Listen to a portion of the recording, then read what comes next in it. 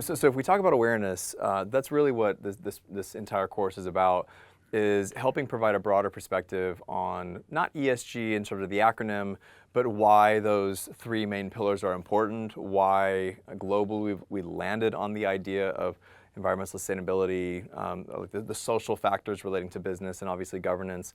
And when we think about I think most people, at least most facets of modern slavery or human trafficking, kind of fit into the S side of things. And so maybe can you give us a quick rundown? I mean, of course, there are very compelling issues around forced marriage, around sexual exploitation, et cetera. But if I'm the executive of a company out there, why should I care? And what is the intersection between the vast problem that you're describing and my company and our kind of global supply chain? Well, let's talk about ESG and the S in ESG with an electric car company.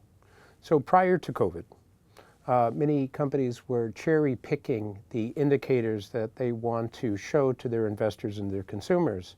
For example, you would, as an electric car company, focus on the E indicators or the G indicators, because that would basically allow you to look pretty good because you don't have a carbon footprint that's adding to climate change and so forth.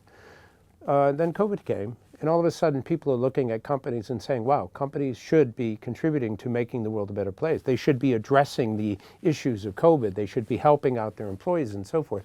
So this sense of purpose was added to it.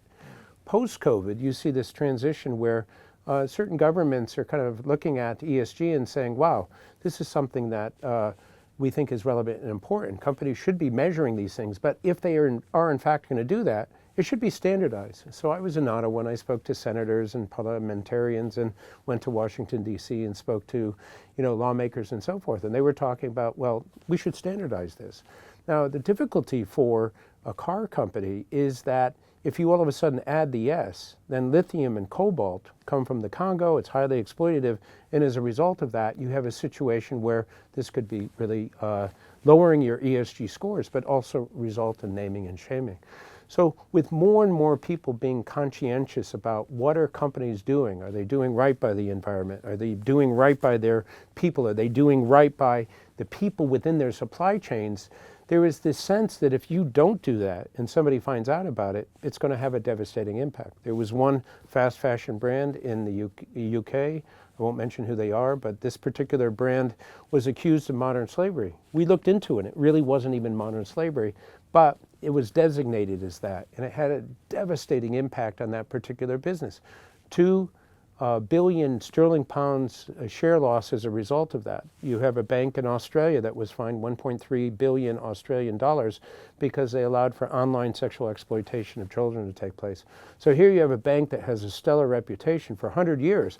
All of a sudden modern slavery comes, these things come together. It's not even that the 1.3 million is a lot of money, even though it is. It's the reputational loss as a result of that.